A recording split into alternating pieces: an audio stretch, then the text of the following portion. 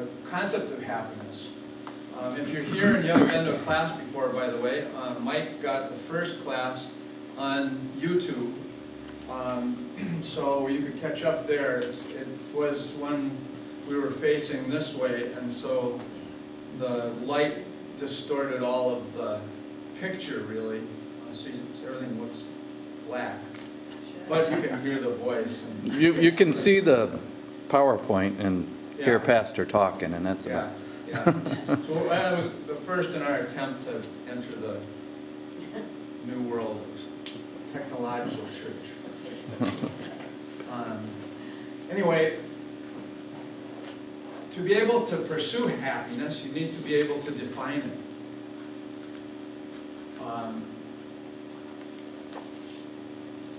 I was watching the Masters golf tournament yesterday, and they play differently than I do.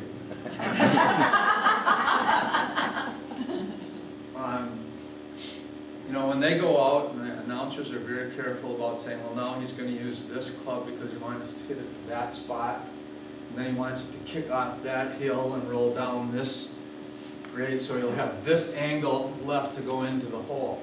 That's a whole lot different than, oh my God, I hope it stays out there somewhere. This is called hit and hope.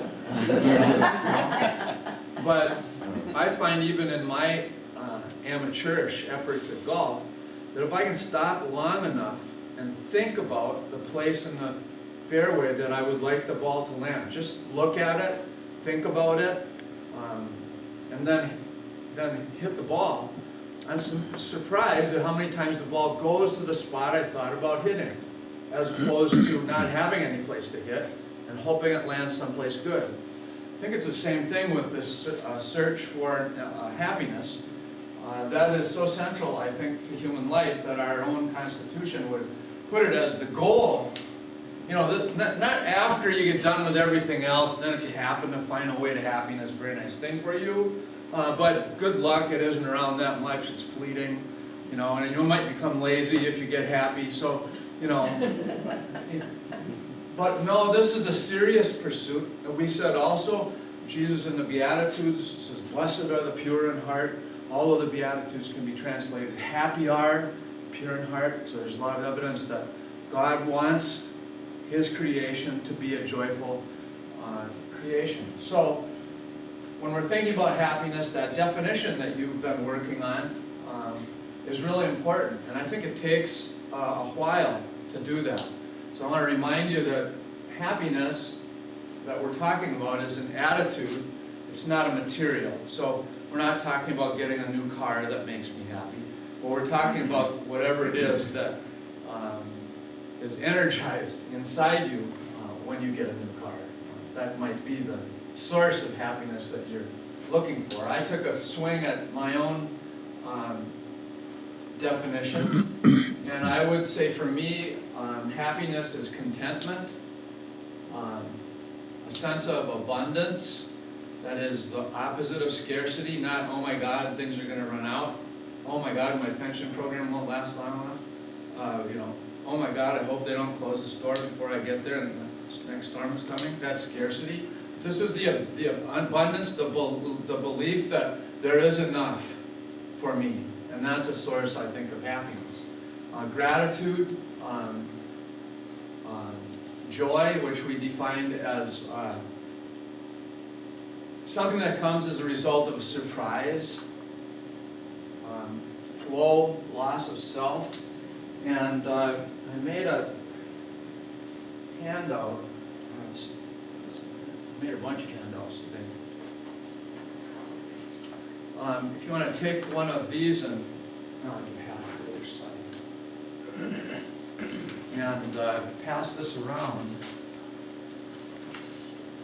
There are some other words that are really helpful. This is a result of research in the Department of Psychological Science. I forget where the author is from, but there's an introduction to it that gives you some of the framework for their research. And he was seeking to identify 10 positive emotions. And So when you're thinking about what your goal is in happiness, I thought these might help you to think in a particular way. So he has emotions like joy, which he describes as emerging when one's current circumstances present unexpected good fortune, surprised by joy. You can think of examples in your own head, perhaps, of that. Receiving good news or a pleasant surprise. Joy creates the urge to play and to get involved. Defined as aimless, unasked for readiness to engage in whatever interaction presents itself. And the next one that he has is gratitude, and then defines it. That's, the definition of this is what allows you to have the place in the fairway you're trying to hit the ball. Gratitude emerges when people acknowledge another person as the source of their unexpected good fortune. Joy becomes gratitude when awareness of one's good fortune is combined with admiration for another person for thoughtfully going out of their way to create that good fortune in you. Gratitude, what is it? Serenity, also called contentment, emerges when people interpret their current circumstances as utterly cherished, right, or satisfying. People feel serenity, for instance, when they feel comfortable, at ease in, or at one with their situation. So that's a really good definition to think about. What do you do if that sounds attractive to you to create the experience of serenity, find the experience of serenity? Interest arises in circumstances that are appraised as safe, but offering novelty. People feel interest, for instance, when they encounter something that is mysterious and challenging, yet not overwhelming.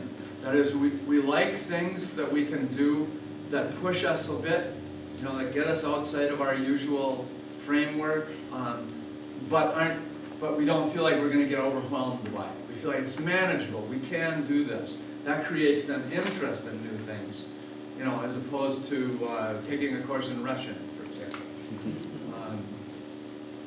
Hope.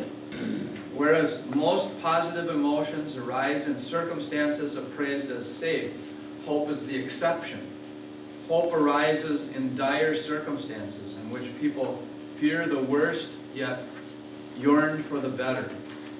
People feel hope, for instance, in grim situations in which they can envision at least a chance that things might change for the better. So hope builds upon our resilience in adversity. So I wanted you to see these, and there's a sort of little chart next to it, but so that you'd have some more words to better define, where's your life headed? And where can you find some places where the happiness that you can find can be experienced?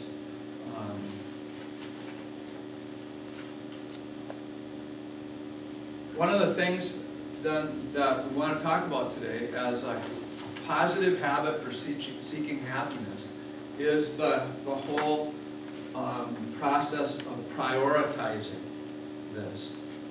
So if happiness is seriously important, then it needs to be somewhere at the top of our list of what we're seeking in our life, and not what we get to after everything else has been done. So I'm going to show this another video on prioritizing happiness from the same series that we looked at last week. Thanks to Mike Whately for helping out with the audio-visual. But I'm not a Mac. We're hoping. I know. We're hoping, yeah. Oh, that's not what That's not it. So it should be, just hit the Coursera thing. There we go. And then, yep, there you Deadly happiness. go. And this- The first habit of the highly happy is prioritize, but don't pursue happiness. What exactly does it mean to prioritize, but not pursue happiness? What it means is to consciously make the choice of giving happiness. You do this by reminding yourself on a regular basis and particularly before you make important decisions about what you ultimately want out of life. If you're like most people, what you ultimately want in life, the reason why you do anything and everything that you do is so that you can lead a happier, more fulfilling, and a more meaningful life.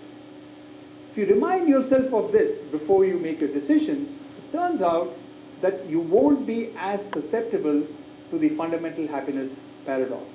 That is, you won't sacrifice happiness for the sake of other goals as much. Now, 3 of my colleagues, Kelly Goldsmith from Northwestern University, David Gall from the University of Illinois at Chicago, and Lauren Cheatham, a PhD student at Stanford University, and I have conducted several studies in which we tested. Oops, what did I do? You changed the channel. Oh, I changed the channel.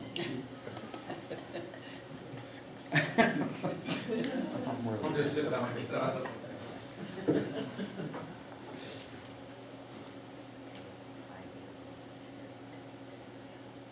Switched it, now we don't have the right input. Second group did not receive any such Back email. it up a little. Then we asked both groups of employees to tell us how happy they were at the end of the week. Fortune 500 companies.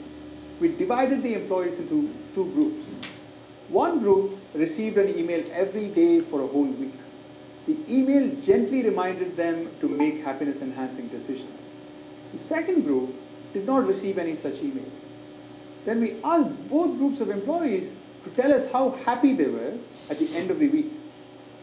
As you can see from the graph, what we found was that at the end of the week, those who received the daily email reminding them to make happiness-enhancing decisions were far happier than those who did not receive any email. We found similar results in 3 other studies that we conducted. These results suggest that reminding yourself to make happiness-enhancing decisions can significantly boost your happiness levels. Does this mean that the more we remind ourselves to make happiness-enhancing decisions, the happier we'll be? Not really. Although reminding yourself to make happiness-enhancing decisions is a good thing, you shouldn't actively monitor or chase happiness, because when you do, it's actually likely to lower your happiness levels. Why? Because when you pursue happiness too intently, you're likely to monitor how you're feeling with how happy you want to feel. And since we generally feel less happy than we would ideally like to feel, we end up feeling unhappy about not being as happy as we want to feel. That's what this paper by Moss and his co-authors and several others also shows. By the way, there's also research by Kelly McGonigal on a similar idea, that the only thing worse than feeling stressed out about something is feeling stressed out about being stressed out. That actually makes you less productive than just accepting the stress. So, it's best to remind yourself to make happiness-enhancing decisions, but then not monitor happiness levels constantly. That's the idea of prioritizing but not pursuing happiness. So you get a quiz. Yeah, I'll read it for you. With regard to prioritizing but not pursuing happiness, findings show that, check all that apply. The more you pursue happiness, the happier you will be. No. While it is important to prioritize happiness, it's important not to pursue it from the standpoint of enhancing happiness levels. Okay, click on that one, Mike. Happiness is a warm Gun. gun. I like the Beatles. Okay?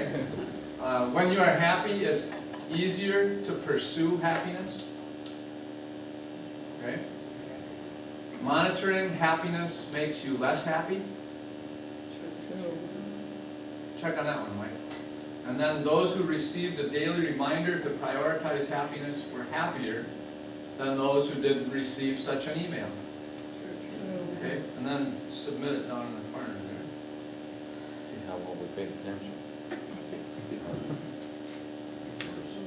Go to the head of the class. Okay? All right. This idea of prioritizing but not pursuing happiness is similar to the idea of prioritizing but not pursuing sleep. When you obsess about getting a good night's sleep, you're less likely to fall asleep. In fact, constantly asking yourself whether you're about to fall asleep and telling yourself, "There, I almost fell asleep right there," is perhaps the best way to stay awake. So, just like the best way to fall asleep is to follow a lifestyle or adopt a lifestyle that makes it more likely for you to get a good night's sleep, for example, take a warm shower or drink a warm cup of milk, definitely don't get into an argument with your wife or your husband about which TV channel to watch. The best way to be happy is to make decisions that increase your chances of being happy. So, as we have just seen, the first habit, the antidote to the first sin, is very simple. Prioritize, but don't pursue happiness. That is, remind yourself on a regular basis to make happiness-enhancing decisions, but don't chase happiness. But how exactly do you acquire this habit? One thing that's obviously important is to know what happiness means to you. Because unless you know what happiness means to you, you can't really give it a higher priority. This just makes common sense. So in other words, you first need to define happiness. Now, as you probably know, happiness can mean different things to different people. Here are 5 definitions of happiness that I want you to consider. First, happiness can be defined as sensory pleasure. Everybody knows what this means. It means happiness equals having a party time, eating good food, drinking fine wine, enjoying wonderful massages, going on these really awesome vacations, etc. Second, it can be defined as hubristic pride. In this definition, happiness equals being superior to other people. So you feel happy when you get the best job or nab the trophy husband or wife, and you feel that you're superior to others. Third, it can be defined as authentic pride. In this definition, happiness equals progressing towards mastery of something. You compare yourself to how you were earlier, and you feel happy when you're doing better than you were. Fourth, it can be defined as love or connection. You feel happy when you sense love or connection with someone, like your friend or your grandmother or your pet, or even with an activity actually, like playing the drums or a guitar, or with an event, like a beautiful sunset. Finally, happiness can be equated to something that I mentioned in a previous video, the feeling of abundance. The feeling that you have everything that you need and that life is perfect with its imperfections. In this state of abundance, you feel that the challenges that you face make life more interesting and not threatening. Now that I've told you about 5 different definitions of happiness, let me tell you how I would define happiness if I were you. I wouldn't equate happiness to either sensory pleasure or to hubristic pride. This is because, as you can imagine, it's difficult to sustain happiness if you equate it to sensory pleasure or to hubristic pride. We all know that pleasure can't last. And as the saying goes, pride comes before a fall, meaning pride can't last either. So I would equate happiness to one of the 3 other types of feeling: authentic pride, love/connection, or abundance. And of these 3, if I had to pick one, I would choose abundance. Why? Because as we will see in some future videos, not only has it got the best potential to last for a long time, it also has some other positive properties. Okay, which of the following definitions of happiness is most closely related to a sense of progress toward mastery? Hubristic pride? No. Authentic pride? Check that one, Mike. Love connection? And we can only check No, one. it's only check one, it's authentic. Oh yeah, the one that's most closely related to a sense of progress toward mastery. Well, you only get one now. Authentic pride? Authentic pride? Yeah. Okay, let's try that. Yeah, correct. Next video, I'm going to ask you to come up with your own definition of happiness, but before we get there, let me quickly summarize what we discussed in this video. We discussed the first habit of the highly happy, which is prioritize but don't pursue happiness. This means reminding yourself on a regular basis to make happiness enhancing decisions, but then not obsess about how happy you are. We also discussed the importance of defining happiness, because to prioritize happiness, it's important to know what happiness means to you. And finally, we discussed the various ways in which happiness can be defined, and how it's better to define happiness as authentic pride, or love, or abundance, rather than as sensory pleasure or hubristic pride. And with that, let's move on to the first exercise for this class in the next video, which is defining and incorporating happiness. Okay. See you soon. By the way, this is from the online university called Coursera.org. If you're interested in this class, you get a feel for what it's like now. You get about 10-minute lecture segments, and there are exercises done throughout the program. It's very interesting. He's just finished a book that's coming out, I think, April 26th on this topic, and he's done a good job. Keep going one more. Okay, we did that. All right, now we're going to do this for the second half of each class. We're going to talk about moral philosophy. Moral philosophy is an extensive professional field of study. Sometimes it's called ethics. And in moral philosophy and in ethics, the real search is for an ability to answer the question, what is the good life? So Aristotle, Plato, Socrates, Ayn Rand, a whole lot of people, our philosophers are working in this field, and they all have different takes on what the good life might be. So we're going to look today, see if we can jump ahead to the next one. Anybody know who that is? Yeah, that's Socrates. You hit it again, Mike. It's a bust of Socrates.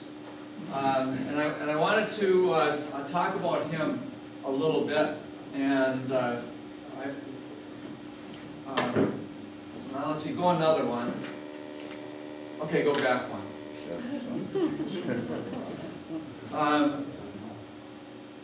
Socrates lived between 469 BC and he died 399 BC. Before or after Jesus?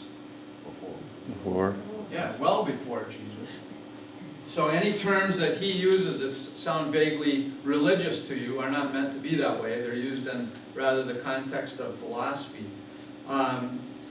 He lived in Athens, Greece. He never wrote anything. He was a street teacher. He would walk through the streets of Athens, which was a very common thing for philosophers to do, and he would talk to people. There was another group of people in Athens at that time called the Sophists. They were also teachers. They also walked the street, but they sold their teaching. So often, in order to pursue education, you might find a sophist who would teach you about life, teach philosophy to you, teach you how to think. And they would get their pay then from their students. Socrates did that, but he was quite different than the sophists, who were quite proud of themselves, sort of like the Pharisees in the New Testament time of Jesus' age. Socrates accepted no payment for anything that he did. He was poor. He walked the streets in tattered clothing. He was said to be unattractive, not a very good-looking man, sort of an ugly person. He was short. Not that that has anything to do with it. He was married. He had 3 sons. He was a hero in his earlier life in the Athenian army, a accomplishing heroic feats as he served in military conflicts there.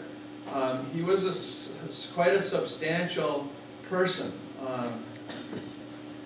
The sophists were literalists. That means that they felt that there was objective truth. Athens had a series of gods. The Greek people believed that truth came from the gods, and therefore was objective and was there for all time. It was not to be changed, it wasn't to be altered, it wasn't to be interpreted.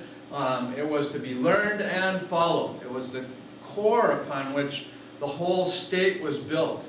Athens and the greatness of Greece was built, they felt, upon their military prowess. A hero to the Athens people would have been someone who strapped on their armor and killed 1,000 Spartans.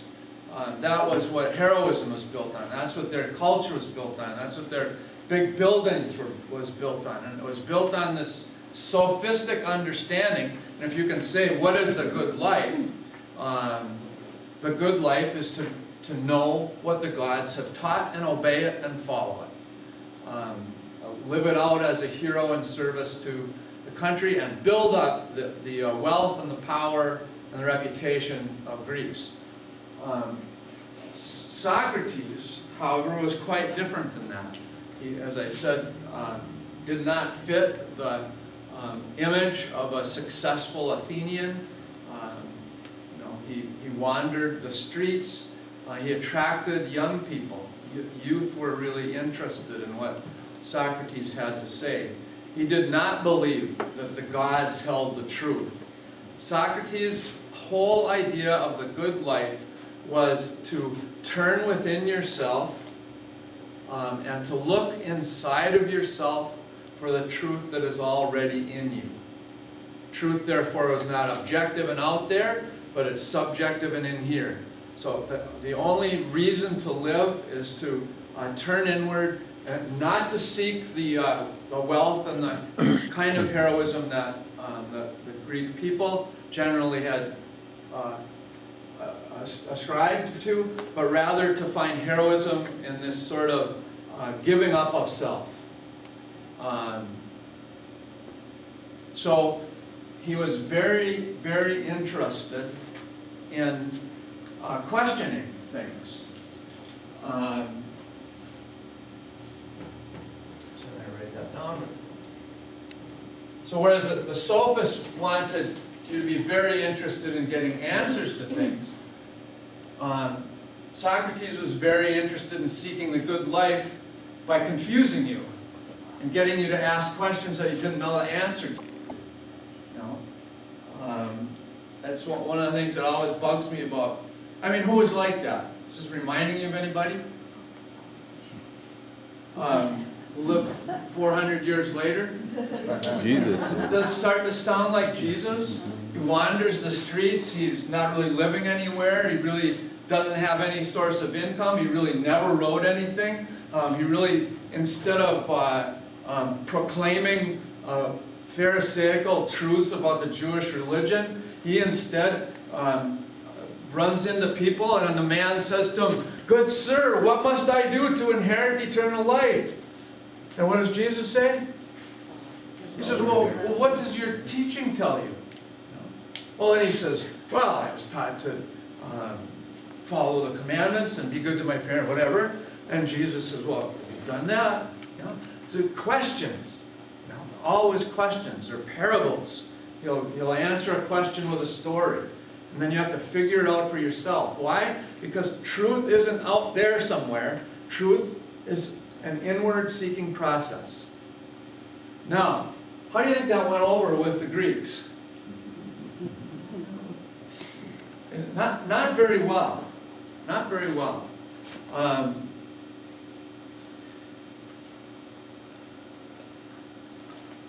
He was challenging that which, as I said, Athens was built upon. He was challenging the foundation of the gods. He was challenging their military appropriations. He was challenging everything that Greece stood for. And so he was not very well liked. He was a man of great integrity. He believed that there was no reason to fear death. Death was just a normal process of human life. It had nothing to do with truth. When the body died, it didn't mean truth died. So he was very, very much committed to this subjective thing. So he wasn't interested in wealth. He wasn't interested in position. He was only interested in the truth, and the truth is eternal. So he's not afraid to die either. Well, you've heard of the Spartans, right?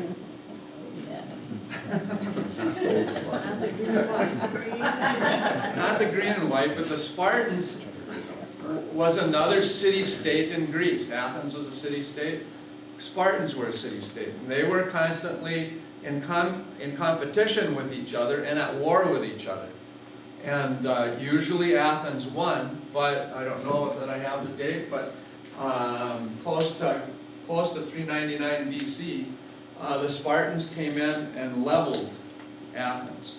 They completely annihilated the city. They broke down all their buildings, all their godly statues were destroyed. Sounds like what?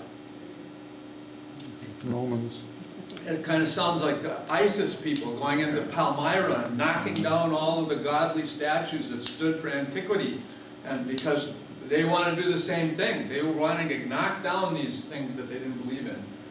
And anyway, Sparta destroys Athens. Athens is thrown into confusion because of it. And the Athenians need to blame this on someone. They need a scapegoat. When governments get scapegoats, they have somebody to pass the blame on. Sounds like Jesus. Only this time Socrates is the one who's called before the governing body in Athens and charged with, I'm not going to get the right word, confusing the youth of the day, and taking them away from the belief in Athenian gods. And that corruption of youth was what led to the fall of Athens. And so he was tried, and in only his way he would not defend himself. Sounds just like Jesus. And he is therefore convicted, and the penalty for his conviction was death. And they were waiting for him to make an argument, because they knew that the charges that they were placing against him were trumped up. All they wanted to do was have a public assembly and blame this on somebody. And then if he would sort of say, oh yeah, I'm guilty, then they would let him go. Well, he wouldn't do that, because he believed in these inner truths that had come from him and that was drawing out of other people. And so he said, fine, carry out your punishment. It's what you should do. You know, it's only right if this is what you believe. And so he accepts the penalty of death. There were various means by which that was accomplished, but the most common means for a philosopher was poison, death by poison. And so Socrates, now you can flip to the next page. This is a rendition of Socrates' death. He takes this thick, syrupy liquid in a cup. What's it called? Hemlock. And he drinks it. And hemlock is a slow-affecting drug, so it gradually paralyzes you. So he's able to gather around him his students, and he said, he sticks by his inner truth that he is not afraid of death, and he talks to them and he teaches them just like he always had. As he lays on his bed, finally loses his ability to move, and his students watch him. They want him to do something. He refuses. He says, I've accepted this. I have no fear of death. The good life is lived in the way that I've lived it, and death is nothing to fear. and he dies. And so Socrates becomes this, great example of what the good life means. Well, let's see what I got on there next. Did he believe in the afterlife, or was just that truth would continue on whether he was there or not? No, he had no belief in No an belief in afterlife. afterlife. Yeah, yeah, good question. This is an old rendition on a coin of some sort that is a picture of Socrates. This is a little bit more ugly. Yeah. You know? So I think the artists tend to make the images of Socrates look philosophic, but so he's basically executed because he challenges the source of the meaning of a good life. He believed that if he was to flee, it would indicate his fear of death, which he believed no true philosopher would have. Now, how about you guys? We believe that Christ was raised from the grave, right? And we believe that we are heirs of that promise, so that whatever happens to Jesus is what happens to us as well. So, should we fear death? No. No. And the disciples did not fear death. They went from an upper room where they were hiding away, fearing that they were going to get what Jesus got, and they have experiences of this raised, resurrected Jesus. They come out of the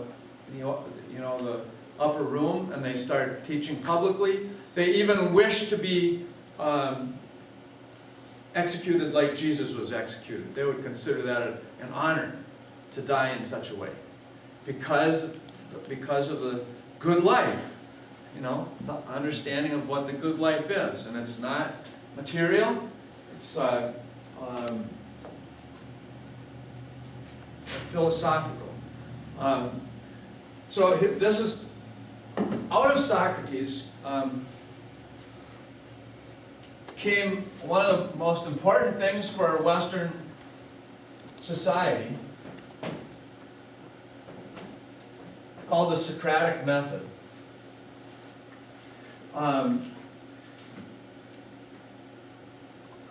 Socrates proclaimed to people that he knew nothing. He said, I am not wise, I have no knowledge, and he truly believed that. He believed that everything was being discovered. So he did not present himself as one who had answers. He presented himself as one who could help somebody find their own way to their own good life, you see. And so he had nothing really except to say the unexamined life is not worth living. That's kind of one of his main sayings. But so the Socratic, when he was a teacher, when he would engage in teaching, he used the Socratic method. And I have sort of an example of it for you, because you should know this. I didn't really, until I taught this course, I didn't really know a lot about Socrates. And so I was very interested in what I learned. The Socratic method is at the heart of the Western idea of education, really. Until recent years, where we've begun looking for literalistic answers to questions on a test. That would be very Athenian, not very Socratic. It would be very Pharisaical, not very Jesus-like. And so to find us running into that educational system and finding that it is very limited and that we are now 27th in the world rated in education, compared to Denmark, well, Denmark, that's number one, who doesn't believe in teaching to a test. Well, I don't know where I'm going with that. I thought that yeah, that's right. Yeah, Denmark is one of the happiest, exactly. So what Socrates is interested in the good life is, the good life is to be able to examine things, to ask questions, to not be afraid of confusion, to not be afraid of life itself. You know, to not need these sort of pillars to stand on that really basically erode underneath your feet when tough times come. So what I need is I need Dick to come up here. And I've got a little reading, and I'm going to give you the copy of this. This is an example of the Socratic method and a narrative carried out between Socrates and a foolish philosopher, a sophist perhaps. So Dick's the fool. So you're going to kind of just read this, and this is sort of an idea of how this works. So Socrates is interested in challenging and confusing people, but not letting them know that he's doing it. He wants other people to think they have all the answers. Okay, so he carries on this, I think, sarcastic method of conversation. So, Sir Philosopher, hear me. I have been told of your wisdom. I have a question to ask. Tell me, if you will, is the meaning of life universal to one and all? Quite naturally, that is so. Of course, I should have known. Thank you, my lord. I have another question. I pray the answer. What is the meaning of life? Of course. Always glad to help a fellow citizen. The purpose of life, of course, is to seek out those things that make you happy. It is the pleasures of life that make it worth living. Oh, thank you kindly. Now, tell me if you will, good sir, how can I have those things that bring me happiness and pleasure? Well, that's easy. It's through hard work and diligence that you attain the things that you want most in life. Oh, I should have known. Huh. I see it now. If I may bother you a little further, pray tell, master, what kind of work should a man do that he might have what he desires? The work that brings its own pleasure is the most rewarding. A man should do what he is best at if he hopes to do well. Oh, that makes sense. Thank you, Lord. I still have another question. Surely a man must exist who enjoys his work and is good at his craft, but is not paid very well. I would say many such men exist, yes. So a strong laborer might be content with menial tasks, yet he will never achieve the fortune of a master merchant. What does a man do if he cannot have a job that pays well enough to enjoy life? Then he must choose a job that brings him wealth he desires, naturally. Man's desires are meaningless if he can never save them. Very wise indeed. I wish not to misunderstand, so allow me to make certain everything is all clear. The meaning of life is pursuing happiness. That means happiness comes through a good job. The sacrifice one must make to have a good job might be very well that he work a job he dislikes. Is that so? You understand well, my friend. We near the end. There yet remains an unanswered question that vexes me. You might say a man might need to sacrifice a job he likes for one he does not in order to pursue his desires in life. Is that correct? That is the truth. And if such a man pursued a job that he did not like so diligently, would he not grow dissatisfied with it eventually? That appears to follow reason. And if such a man grows dissatisfied with life, does he not lose his purpose for living, according to what you've said?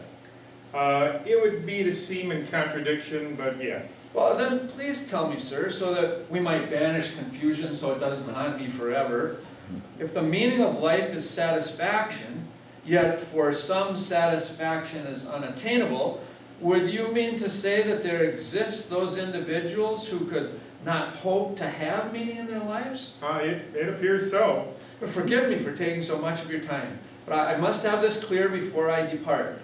If the meaning of life is universal, then the pursuit of happiness and pleasure cannot possibly be the truest meaning to life, can it? No, it cannot. Well, then do tell, great philosopher, what is the true meaning of life so that I might know? Very good. Nice job. Give him a hand. So, education. He wanders around, talks to people, asks them questions, listens to them, treats them as if they are teaching him, and then asks enough questions till the listener at the end of the conversation is left sort of scratching his head about what he thought in the first place. But he gets no answer from Socrates. Socrates doesn't say, well, now that I've fooled you with all this, let me tell you the real meaning of life. No, this isn't an act. He really feels this way. He really feels himself totally ignorant. He's just asking. And so now, what is this person going to do? Well, in their confusion, they're going to leave. Think about this some, aren't they? And they're going to go through their own concepts. He's going to question his own idea about the meaning of life. And therefore, he is going to participate in the good life. What makes people happy? Discovering their own truths, not somebody else's truth. And so that's really Socrates. This Socratic method, of course, becomes the basis of the scientific method that's at the heart and core of American science, you might say. And, pursuing the truth by examining different avenues and finding out what's false, looking for, something that's out there that you don't already know. And so I think we happen to live in a day now where questioning things is not particularly valued at a public level. Instead, we really value people who can give short, right answers. Carpet bomb them. That's a short, quick answer that takes no kind of internal reflection. So Socrates would deal with that kind of perspective in a kind way, but in a way that would lead one to question your quickly examined perceptions.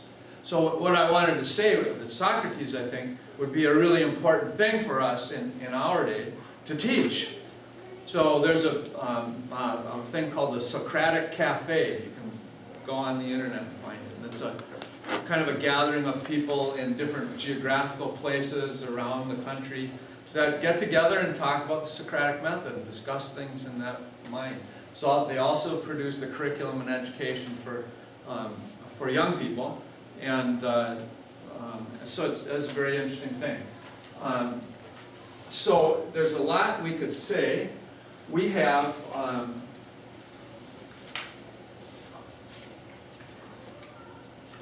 just enough time to watch the next video, which is a little section on the ideas of Socrates that are pulled together in a better way than I have done for you, or at least that would add knowledge to you. This ought to be something that everybody knows that is well educated. We ought to know Socrates. And as I said, this one we've got to go to. Yeah, this one I've got to get on the internet for. Oh. Know any good jokes? Okay. Okay, so I have to go to.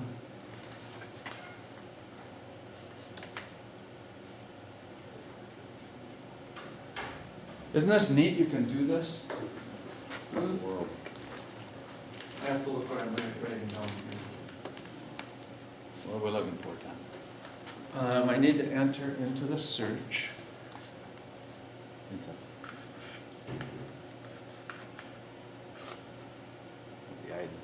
The ideas of Socrates.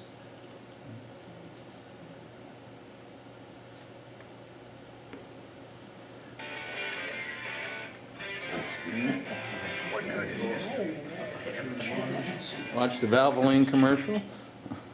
The ideas of Socrates. Do you think we haven't got it on the TV? In Xenophon's It's on dialogue, the the TV. memorabilia, Hippias, upon overhearing Socrates converse with a group of people in the streets of Athens, commented, Socrates, You can't hear that, can you? Oh, plug. same things I heard you say so long ago. We're not plugged in. To little him, Socrates responded, yes, and what is more wonderful, I am not only still saying There we the go. same things, but am saying them on the same subjects. In this lecture, we are going to examine a few of the main ideas Socrates repeated over and over in his conversations with his fellow Athenians. We will look at his exhortation to care for your soul, his conviction that knowledge of virtue is necessary to become virtuous, and in turn that virtue is necessary to attain happiness, his belief that all evil acts are committed out of ignorance and hence involuntarily, and finally his presumption that committing an injustice is far worse than suffering an injustice. Socrates believed that philosophy had a very important role to play in the lives of individuals, and in Plato's dialogue, the Gorgias, he explained why he held such a belief. For you see what our discussions are all about, and is there anything about which a man of even small intelligence would be more serious than this? What is the way we ought to live? Many people never consciously contemplate the question of how one ought to live. Instead, the course of their lives is largely determined by the cultural values and norms which they unquestionably adhere to. But according to Socrates, the examination of this question is very important, as it is through striving for answers to it that one can hope to improve their life. One of the reasons why most do not consciously contemplate this question is because it requires that one attain self-knowledge, or in other words, turn their gaze inward and analyze both their true nature and the values which guide their life, and such knowledge is perhaps the most difficult knowledge to obtain. This conviction is conveyed in perhaps Socrates' most famous statement: "The unexamined life is not worth living." Examining oneself is the most important task one can undertake, for it alone will give us the knowledge necessary to answer the question, how should I live my life? As Socrates explained, once we know ourselves, we may learn how to care for ourselves, but otherwise we never shall. When we turn our gaze inward in search of self-knowledge, Socrates thought we would soon discover our true nature. And contrary to the opinion of the masses, one's true self, according to Socrates, is not to be identified with what we own, with our social status, or even with our body. Instead, Socrates famously maintained that our true self is our soul. As a quick side note, it is important to mention that the ancient Greeks lived before the ascension of Christianity, and hence for them the notion of the soul did not have the same religious connotations that it has for us. What Socrates actually meant when he made the claim that our true self is our soul is not known for certain, although many scholars have taken a view similar to the one put forth by the famous historian of philosophy, Frederick Copleston, who wrote that in calling our true self our soul, Socrates was referring to the thinking and willing subject. According to Socrates, it is the state of our soul, or inner being, which determines the quality of our life. Thus, it is paramount that we devote considerable amounts of our attention, energy, and resources to making our soul as good and beautiful as possible. Or as he pronounces in Plato's dialogue, the Apology, "I shall never give up philosophy or stop exhorting you, and pointing out the truth to any one of you whom I meet, saying in my most accustomed way, Most excellent man, are you not ashamed to care for the acquisition of wealth and for reputation and honor, when you neither care nor take thought for wisdom and truth and the perfection of your soul?" After coming to the realization that one's inner self or soul is all important, Socrates believed the next step in the path towards self-knowledge was to obtain knowledge of what is good and what is evil, and in the process use what one learns to cultivate the good within one's soul and purge the evil from it. Most people dogmatically assume they know what is truly good and what is truly evil. They regard things such as wealth, status, pleasure, and social acceptance as the greatest of all goods in life, and think that poverty, death, pain, and social rejection are the greatest of all evils. However, Socrates disagreed with these answers, and also believed this view to be extremely harmful. All human beings naturally strive after happiness, thought Socrates, for happiness is the final end in life, and everything we do because we think it will make us happy. We therefore label what we think will bring us happiness as good, and those things we think will bring us suffering and pain as evil. So it follows that if we have a mistaken conception of what is good, then we will spend our lives frantically chasing after things that will not bring us happiness, even if we attain them. However, according to Socrates, if one devoted themselves to self-knowledge and philosophical inquiry, they would soon be led to a more appropriate view of the good. There is one supreme good, he claimed, and possession of this good alone will secure our happiness. This supreme good, thought Socrates, is virtue. Virtue is defined as moral excellence, and an individual is considered virtuous if their character is made up of the moral qualities that are accepted as virtues. In ancient Greece, commonly accepted virtues included courage, temperance, prudence, and justice. Socrates held virtue to be the greatest good in life because it alone was capable of securing one's happiness. Even death is a trivial matter for the truly virtuous individual, who realizes that the most important thing in life is the state of his soul and the actions which spring from it. Man, you don't speak well if you believe that a man worth anything at all would give countervailing weight to the danger of life or death, or give consideration to anything but this when he acts, whether his action is just or unjust, the action of a good or of an evil man. In order to become virtuous, Socrates maintained that we must arrive at knowledge of what virtue really is. Knowledge of the nature of virtue, in other words, is the necessary and sufficient condition for one to become virtuous. This explains why Socrates went about conversing with his fellow Athenians, always in search of the definition or essence of a specific virtue. He thought that when one arrived at the correct definition of virtue, one would come to realize that virtue is the only thing which is intrinsically good.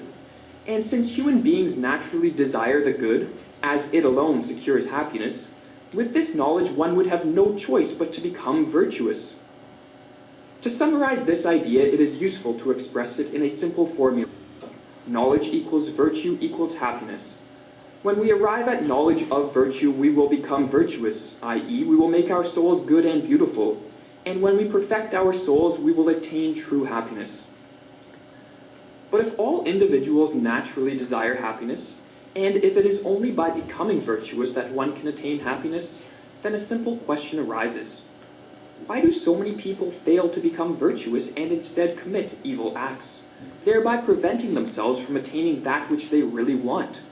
To put it bluntly, the answer to this question is that most people are ignorant. If one truly knew what they were doing was evil, they would refrain from such an action. But because all evil acts are committed out of ignorance, Socrates held that all evil acts are committed involuntarily. In Plato's dialogue, the Protagoras, Socrates says, "My own opinion is more or less this. No wise man believes that anyone sins willingly, or willingly perpetuates any base or evil act. They know very well that every base or evil action is committed involuntarily." An individual who commits an evil act is one who is ignorant of the fact that virtue alone is the one true good. Such an individual instead falsely assumes that wealth, power, and pleasure are the greatest goods in life, and therefore, if necessary, will use evil means to attain these goods. In other words, they are ignorant of the fact that by committing such evil acts, they are tarnishing their soul, and thus condemning themselves to a perpetual unhappiness. As A.E. Taylor explains, evil doing always rests upon a false estimate of goods. A man does the evil deed because he falsely expects to gain good by it, to get wealth or power or enjoyment, and does not reckon with the fact that the guilt of soul contracted immeasurably outweighs the supposed gains. This self-inflicted harm to one's soul caused by not acting virtuously is the greatest evil which could befall an individual. In fact, Socrates went so far as to put forth the astonishing claim that it is better to suffer an injustice than to commit an injustice. So I spoke the truth when I said that neither I nor you nor any other man would rather do injustice than suffer it, for it is worse, Socrates said. When we commit an injustice, we are harming our own soul, which is our true self. Yet on the other hand, when we suffer an injustice, it is not our soul which is harmed, but instead what is harmed is merely something we possess, be it our wealth, reputation, or even our body. Since the state of our soul is of the utmost importance in the attainment of happiness, we should ensure that we take care of our soul even at the expense of our possessions and body. And if the choice confronts us, we should choose to suffer harm rather than inflict it. This is quite a proposition, and to conclude this lecture, we will quote a passage by George Vlastos, who presents an extreme condition which illuminates just how staggering this idea of Socrates really is. Imagine someone living under a brutal dictatorship, accused of a political crime, who saves himself by incriminating falsely a friend, whereupon the latter is apprehended and tortured, coming out of the ordeal a broken man to die soon after, while the accuser, well rewarded by the regime, lives on to a healthy and prosperous old age. Socrates is claiming that the perpetrator of this outrage has damaged his own happiness more than his victims. Has any stronger claim been ever made by a moral philosopher? I know of none. Okay? See, obviously this thing of happiness isn't some trite thing, is it? This is a fairly deep human concept. To think of evil as ignorance is something to reflect on. Jesus hung on the cross. He looked down at the soldiers. He looked at the guys that were stabbing him in the side. He looks around and what does he say? Forgive them. Forgive them They know not what they do. because they're ignorant. Think about that. Because he doesn't blame. That's not blaming. He's stating a fact. They're ignorant. They don't understand what they're doing. They do not know what the good life is. They are not happy. They will suffer more from executing me than I will from the injustice done to me. And so this is Socrates on the street. Sorry to end there. Bearing his soul. So next week, well, I have a couple of handouts. This one here is called What is the Socratic Method? And it's a 2 or 3 page thing that you might find really helpful. And I'll just leave it on the front seat here, and you can pick it up if you wish. And then next to it is the little skit that Dick and I did as an example of the Socratic Method. Yes. We are, It's gonna go on YouTube. next week we'll look at least one, maybe 2 more virtues that are methods or habits of the happy. And then with the second half of the class dealing with moral philosophy, I'm going to pick from 1 or 2 philosophers that I think you might like to hear about. One is Thomas Hobbes, who lived in the early 1600s, who I think is very appropriate for our age. Well, you know, but there are others. The philosophy of altruism, the good life is lived for the betterment of others. Immanuel Kant, normative ethics, we'll teach you a little bit about. The categorical imperative is something that every college student has run into if they attended a liberal arts school. These things are being lost in this day when students go to school to get a job. Because they may go to get a skill, but not to get knowledge. And so one closing reading about that. He is emblematic of everything that is wrong with elite American education. David Brooks, responding to both Pinker and myself, laid out the matter very clearly. College, he noted, has 3 potential purposes. The commercial, preparing to start a career. The cognitive, learning stuff, or better, learning how to think. And the moral, the purpose that is so mysterious to many. Moral here does not mean learning right from wrong, as I hope you're discovering. It means developing the ability to make autonomous choices, to determine your own beliefs, independent of your parents or your peers or your society, and therefore to live confidently, courageously, and hopefully. That's it. See you in church.